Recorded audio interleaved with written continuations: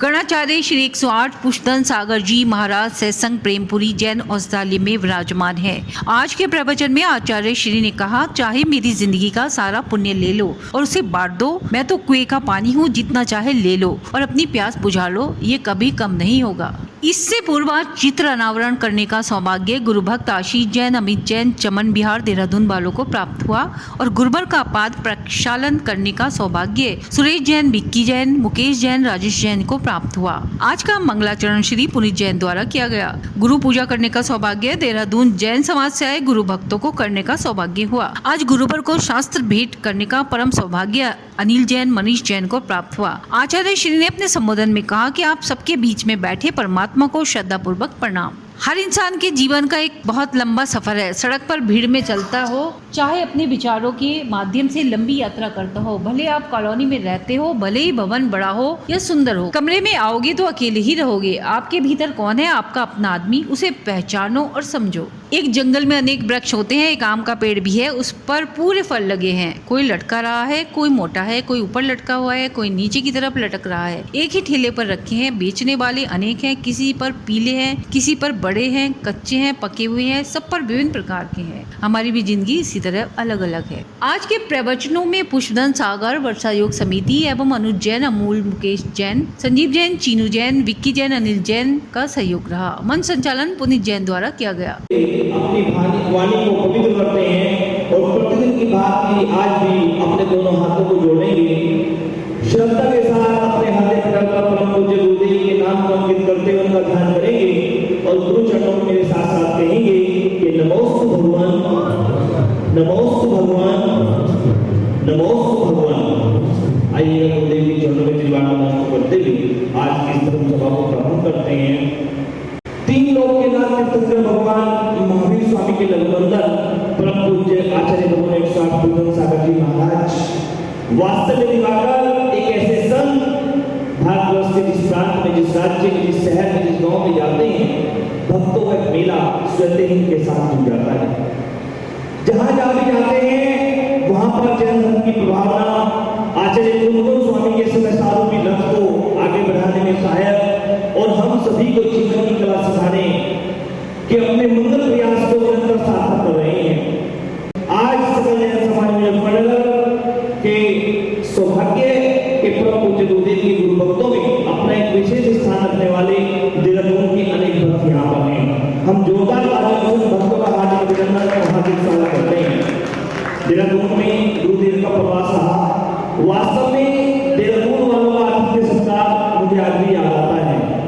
एक एक व्यक्ति जब हम वहां पर गए तो एक एक व्यक्ति भाई साहब आइएगा, भाई साहब आइएगा, ये होता है गुरु सेवा और ये होता है आतिथ्य सत्कार। मैं जोरदार तालियों के माध्यम से निवेदन कर रहा हूं, श्री आशीष जैन जी देहरादून से हमारे बीच आए और हमारे आतिथ्य को स्वीकार करें। आदरणीय श्री अमित जैन जी चमन बिहार से हमारे बीच आए। एक बार जोरदार तालियां। आदरणीय श्री प्रवीण जैन जी मुख्य संयोजक सभी को तिलक कर रहे हैं और हमारे युवा साथी सभी को धर्म दुपट्टी का पहना रहे हैं। एक बार जोरदार तालियां।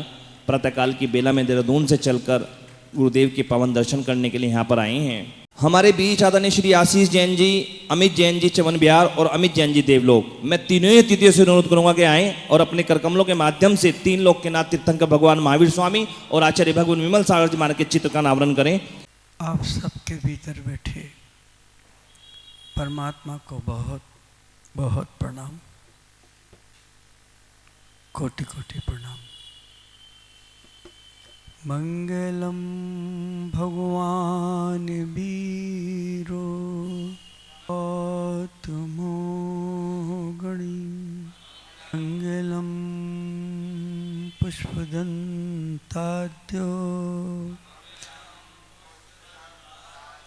जैन धर्मोस्तु मंगलम। भीतर की सौंदर्यता को आप पास नहीं पाते। भीतर कौन है वो देखना पड़ेगा। आपका अपना आत्मी कहाँ है? कोई नहीं है। वक्त पे साथ नहीं देते हैं। जंगल में हजारों वृक्ष खड़े होते हैं, सबकी जड़ें अलग अलग हैं, शाखाएं अलग अलग हैं, पत्ते अलग अलग हैं। आपने देखा होगा आम का वृक्ष जिसको कहते हैं आम सभा, एक ही जंगल में अनेक वृक्ष सब खड़े हैं, आड़े हैं, टेढ़े हैं, सीधे हैं। आम का वृक्ष भी, आम लगे हैं उसमें है। कोई आम सबसे ऊपर लगा है, कोई आम मध्य में लटक रहा है। जड़ एक है, जमीन एक है, तौर तरीका एक है। और एक मजे की बात, आम एक ठेले पर रखे, जब भी निकलता हूँ तो बहुत सारे बिकते हैं, कि सब अलग अलग है। ठेले वाला एक है, बेचने वाला एक है, आम अनेक हैं, उसमें भी आम के मिजाज अलग अलग हैं। ये जिंदगी है हमारी आम की तरह। हम भले कितने भी भीड़ में खड़े हों, उस आम के बारे में सोचिए न जरा। इतने आम लटक रहे हैं और परस्पर में किसी का कोई संबंध नहीं। और जितने राजनेता होते हैं सब आम सभा करते हैं। मैंने धोखा खाया है। मैं उस समय 10वीं में या 9वीं में था। अटल बिहारी वाजपेयी बहुत अच्छे इंसान थे। अटल बिहारी वाजपेयी का आना हुआ, विज्ञापन चल रहा था, आज आम सभा होगी, अटल बिहारी वाजपेयी का उपदेश भी होगा। मैं बड़ा खुश हुआ, पिताजी से कहा, घर में कहा, आज मैं आम सभा में जाऊंगा। मैं समझा कि वहाँ आम बटेंगे। हाँ, मुझे नहीं मालूम था आम सभा। मैं समझा कि आम बटेंगे तो आम खाएंगे। 2-3 घंटे तक वहाँ खड़ा रहा, उनके इंतजार में खड़ा रहा। तो मैंने देखा झोला किसी के हाथ में नहीं, आम दिख नहीं रहा। अंत तक, आखिरी तक खड़ा रहा, आम ही नहीं बटा। अनाउंस हो रहा था आम सभा में, आम सभा, आम सभा, कि एक भी आम नहीं दिखा वहां। ऐसा ही संबंध हमारा है। और देखना आप ठेलों पर यूं ढेर लगा मिलता है जब आप मार्केट में जाते हैं। पेड़ के नीचे जाओ, कोई आम गिर गया है, कोई लटक रहा है, कोई चोटी पर है, फिर भी उनका स्वाद एक है। फलों से भी हम सीख सकते हैं, शिक्षा भी ले सकते हैं। आम चला बाजार में, आज हमारा परिवार मिलेगा, आज लोग उठाएंगे हमें, छुएंगे हमें, आज तो हमारी जिंदगी बन जाएगी। आपकी पूजा पद्धति अलग है, चढ़ाने का ढंग अलग है, सोचने का ढंग अलग है। आम इतना नहीं सोचते जितना हम सोचते हैं। कई बार अकेले में हंस लेता हूं कि हमारे मन में जो विचार पैदा होते हैं, जैसे हम गली से गुजरते हैं तो कई कुत्ते भौंकते हैं। अब उनका काम भोगने का है। एक हाथी आ रहा था, कुत्ता भौंक रहा था, तो उस कुत्ते से कहा, यार तू भौंक क्यों रहा है हाथी को देखकर? वो भी आगे से नहीं भौंकता, पीछे से भौंकता है, तू भौंक क्यों रहा है? तो कुत्ते ने बड़ा अच्छा जवाब, मैं हाथी को देख के नहीं भौंक रहा हूं। और मजे की बात यह है कि कितने भी भौंके तो हाथी पलट के नहीं देखता। और अब तो जरा जरा सी चीजें पलट। कुत्ते ने कहा, मैं देख रहा हूं कि इतने विशाल हाथी जा रहा है, वो पलट के नहीं देखता, तो तू खड़ा क्यों है? तो कुत्ता बोला कि वो सिर पे कैसे बैठ गया, मैं होता तो भोग देता, काट लेता।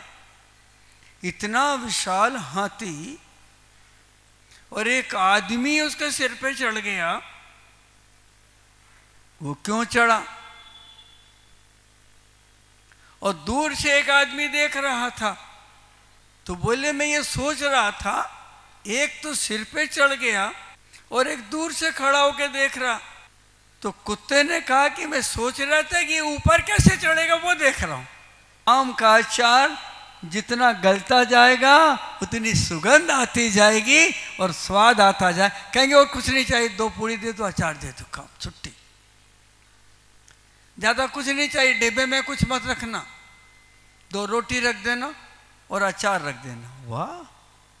और अचार भी ऐसा है, 3 बार भी हाथ धो तो गंध नहीं जाती। काश वही सुगंध, वही साधना, वही प्रेम, वही अपनत्व अगर हमारे अंदर प्रकट हो जाए तो जैसे आम पेड़ से उतर गया, दूर रहा, चोटी पे रहा, नीचे रहा, बीच में दबा रहा, लेकिन उसने कभी भी बुरा नहीं माना। इसीलिए कहते आम सभा, सबके योग सभा। इंद्रियों के गुलाम है, 5 इंद्रिय के गुलाम है, मन के गुलाम है। काश उस आम में इतना तो है कि आप उसको छील के खा लेते हैं, रस पी लेते हैं, तो उसमें गुठली रह जाती है, क्योंकि जो इच्छा थी उनकी पूर्ण होने वाली है आशी जी, और वो भी निर्विघ्न पूर्ण होगी। मेरा आशीर्वाद है बेटे, निर्विघ्न होगी। जितने ये बैठे हैं कहां से आए मालूम? आहा, तेरा तेरी धुन। वहां था तो वही बात, यहां थी तो वही बात। आके बोलते हैं गुरुजी वो पंडाल तो ऐसा दिख रहा है, केसरिया आम कितना मधुर, कितना अच्छा लगता है। अरे हम तो खाली पूजा के समय केसरिया कपड़ा पहनते हैं थोड़ी देर के लिए, और ये तो सालों सालों के लिए है केसरिया। उगते सूरज को देखो तो इसी रंग में आता है, सारे दिन मुस्काता है, उजाला फैलाता है, जाता है तो फिर इसी रंग में आता है। यही तो आम है, आम के आम गुठली के दाम। जय जिनेन, जय जिनेन। आपसे मैं कह रहा हूं तैयारी पूरी।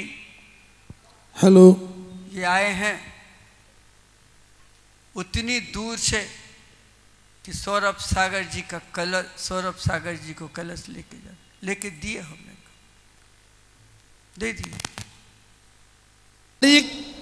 को जो मंगल चतुर्मास स्थापना होने यहाँ जा रहा है उसका लाइव प्रसारण यहाँ से होगा। सभी से मेरी आग्रह है कि अपने अपने मित्रों को इस बात की सूचना दे दें कि जो लोग दूर बैठे हैं वो कृपया लाइव इस प्रोग्राम को देखें जो हमारे आशीष भाई के माध्यम से होने जा रहा है। और हम अभी तक के चैनल का आभार व्यक्त करते हैं कि ये पूरा दैनिक प्रोग्राम भी लाइव दिखा रहे हैं और YouTube पर भी ये आ रहा है।